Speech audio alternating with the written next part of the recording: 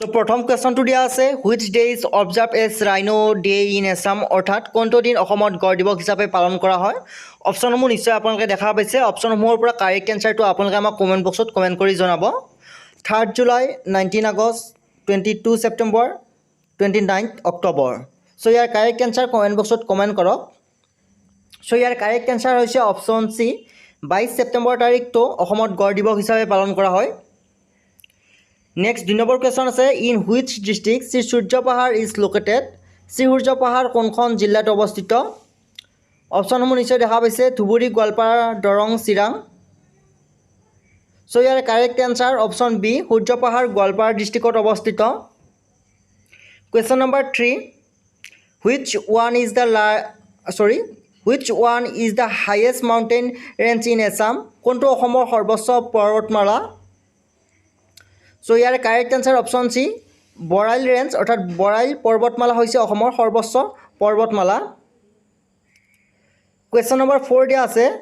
Sati Sadhani was a queen of which dynasty Sati Sadhani কোন ৰাজবংশৰ ৰাণী আছিল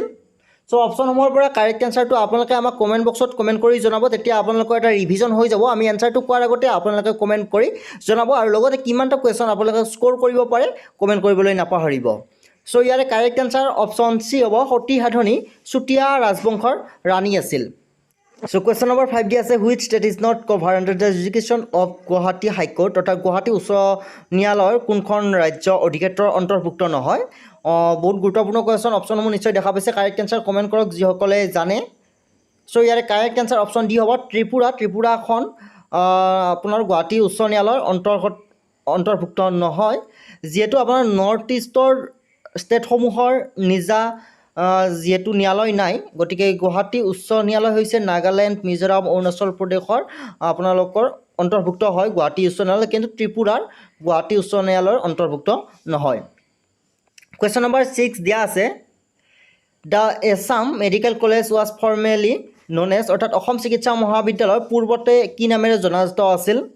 চ' অপশ্যনসমূহ আপোনালোকে নিশ্চয় দেখা পাইছে ইয়াৰে কাৰেক্ট এনচাৰ অপশ্যন এ হ'ব বেৰী হোৱাইট মেডিকেল স্কুল হিচাপে পোনপ্ৰথমতে অসম মেডিকেল কলেজক জনা গৈছিল তাৰ পিছৰ কুৱেশ্যনটো দিয়া আছে who is the first Assamese to climb mount Everest অৰ্থাৎ মাউণ্ট এভাৰেষ্ট আৰোহণ কৰা প্ৰথমগৰাকী অসমীয়া কোন আছিল অপশ্যনসমূহ নিশ্চয় দেখা পাইছে চ' ইয়াৰে কাৰেক্ট এনচাৰটো কমেণ্ট বক্সত কমেণ্ট কৰক যিসকলে জানে কাৰেক্ট এনচাৰ হ'ব অপশ্যন বি তৰুণ শইকীয়া আছিল প্ৰথমগৰাকী অসমীয়া মাউণ্ট এভাৰেষ্ট আৰোহণ কৰা কুৱেশ্যন নম্বৰ 8 দিয়া আছে by area wise Assam is the biggest state in India অৰ্থাৎ ক্ষেত্ৰ অনুসৰি ক্ষেত্ৰ মিনছ আপোনাৰ মাটিকালি অনুসৰি অসম হৈছে ভাৰতৰ আটাইতকৈ ডাঙৰ ৰাজ্য অৰ্থাৎ কিমান নম্বৰ স্থানত ডাঙৰ হয় অপশ্যনবোৰ নিশ্চয় দেখা পাইছে চ' ইয়াৰে correct answer option D 17 number স্থানত আছে ভাৰতৰ ভিতৰত অসম ৰাজ্যখন আপোনাৰ এৰিয়া হিচাপত নেক্সট কুৱেশ্যন দিয়া আছে আত্ম অনুসন্ধান ইজ এন অট'বায়'গ্ৰাফি ৰিটেন বাই অৰ্থাৎ আত্ম অনুসন্ধান আত্মজীৱনীখন কাৰ দ্বাৰা লিখা হৈছিল অপশ্যনসমূহ নিশ্চয় দেখা পাইছে হোমেন বৰগোহাঁই কংকন সেন ডেকা নগেন শইকীয়া মহিম বৰা চ' ইয়াৰে কাৰেক্ট এনচাৰ অপশ্যন এ হোমেন বৰগোহাঁই দেৱে আত্ম অনুসন্ধান নামৰ আত্মজীৱনীখন লিখিছিল কুৱেশ্যন নম্বৰ 10 দিয়া আছে who was the first to start the system of land survey in Assam অৰ্থাৎ অসমত ভূমি জৰীপৰ ব্যৱস্থা আৰম্ভ কৰা প্ৰথম কোন আছিল অপশ্যনবোৰ নিশ্চয় দেখা পাইছে চ' ইয়াৰে কাৰেক্ট এনচাৰ অপশ্যন এ হ'ব গদাধৰ সিংহৰ দিনৰ পৰা অসমত ভূমি জৰীপ ব্যৱস্থা আৰম্ভ কৰা হৈছিল কুৱেশ্যন নম্বৰ 11 দিয়া আছে which district was provisionally known as Bangmara and Changmai Pathar অৰ্থাৎ কোনখন জিলাক আগতে বাংমাৰা আৰু চাংমাই পথাৰ বুলি জনা গৈছিল চ' ইয়াৰে correct answer option C Tinsukia জিলাক আগতে বাংমাৰা আৰু চাংমাই পথাৰ বুলি জনা গৈছিল কুৱেশ্যন নম্বৰ 12 দিয়া আছে who is appointed as first defence force ambassador of Assam অৰ্থাৎ অসমৰ প্ৰথম ক্ৰীড়াদূত হিচাপে নিযুক্তি দিয়া হৈছিল অপশ্যনসমূহ দেখা হৈছে ইয়াৰে পৰা কাৰেক্ট এনচাৰটো কমেণ্ট কৰক ইম্পৰ্টেণ্ট হয় so' correct answer option A Hima দাসক অসমৰ প্ৰথম ক্ৰীড়াদূত হিচাপে নিযুক্তি দিয়া হৈছিল কুৱেশ্যন নম্বৰ 13 দিয়া আছে which Assamese writer is also' known as উপন্যাস সম্ৰাট অৰ্থাৎ উপন্যাস সম্ৰাট বুলি অসমৰ কোনগৰাকী লেখকক কোৱা হয়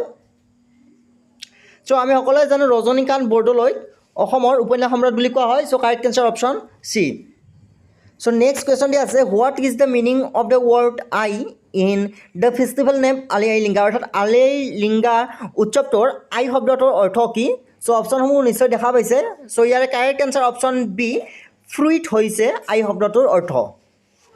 So next question দিয়া আছে the Baisagu festival is celebrated by which ethnic group of Assam অৰ্থাৎ বাইসাগু উৎসৱটো অসমৰ কোনটো জাতিগত গোটৰ দ্বাৰা উদযাপন কৰা হয় সো ইয়াৰ correct answer option A Bodo অৰ্থাৎ বড়োসকলৰ বাইসাগু উৎসৱটো পালন কৰে সো নেক্সট কুৱেশ্যন দিয়া আছে which of the following wild life century is located in Udalguri district so নিম্নলিখিত কোনটো বন্য অভয়াৰণ্য অৱস্থিত বন্যপ্ৰাণী অভয়াৰণ্য ওদালগুৰি জিলাত অৱস্থিত অপশ্যনসমূহ আপোনালোকে দেখা পাইছে সো ইয়াৰ কাৰেক্ট আনসাৰ অপশ্যন বি হ'ব বৰনদী যিখন আপোনাৰ বন্যপ্ৰাণী অভয়াৰণ্য আছে সেইখন হৈছে আপোনাৰ ওদালগুৰি ডিষ্ট্ৰিক্টত অৱস্থিত নেক্সট কুৱেশ্যন দিয়া আছে The Rainforest Research Institute in Assam is located অৰ্থাৎ অসমৰ বৰষুণ বন গৱেষণা প্ৰতিষ্ঠান ক'ত অৱস্থিত কাৰেক্ট আনসাৰ অপশ্যন ডি যোৰহাটত আছে অসমৰ বৰষুণ বন গৱেষণা প্ৰতিষ্ঠান কেন্দ্ৰ question number 18 Hamren is the headquarter of which one district Hamren কোনখন জিলাৰ মুখ্য কাৰ্যালয় হয় অপশ্যনসমূহৰ পৰা কাৰেক্ট আনসাৰ অপশ্যন ডি হ'ব ৱেষ্ট কাৰ্বি আংলং হৈছে হামৰেনৰ মুখ্য কাৰ্যালয় অৰ্থাৎ হামৰেন কোনখন জিলাৰ মুখ্য কাৰ্যালয় ৱেষ্ট কাৰ্বি আংলঙৰ মুখ্য কাৰ্যালয় question number 19 the novel Abhijatri was written by Abhijatri উপন্যাসখন কোনে লিখিছিল correct answer option C Nirupama Borgohain Abhijatri উপন্যাসখন লিখিছিল বা ৰচনা কৰিছিল সো নেক্সট শেষৰ কুৱেশ্যনটো আজিৰ এই মুক টেষ্টৰ আছে which Assamese poet is also' known as ধনী কবি অসমৰ ধনী কবি বুলি কোনগৰাকীক জনা যায় সো অপশ্যনসমূহ দিয়া আছে ভুৱন মোহন বৰা বিনন্দ চন্দ্ৰ বৰা চন্দ্ৰকুমাৰ আগৰৱালা গুণাভিৰাম বৰুৱা সো বৰা নহয় সৰি বৰুৱা হয় বিনন্দ চন্দ্ৰ বৰুৱা সো ইয়াৰ কাৰেক্ট এনসাৰটো আপোনালোকে আমাক কমেণ্ট বক্সত কমেণ্ট কৰি জনাব নেক্সট ভিডিঅ'ত যি পাঁচগৰাকীয়ে আমাক শুদ্ধ উত্তৰ দিয়ে সেই পাঁচগৰাকীৰ নাম মেনশ্যন কৰা হ'ব সো আজিৰ ভিডিঅ'টো এইখিনিতে শেষ কৰিছোঁ ডেছক্ৰিপশ্যনত লিংক দিয়া আছে সেই লিংকত ক্লিক কৰি আপোনালোকে PDF গেটবুকখন ডাউনলোড কৰি ল'ব পাৰিব ধন্যবাদ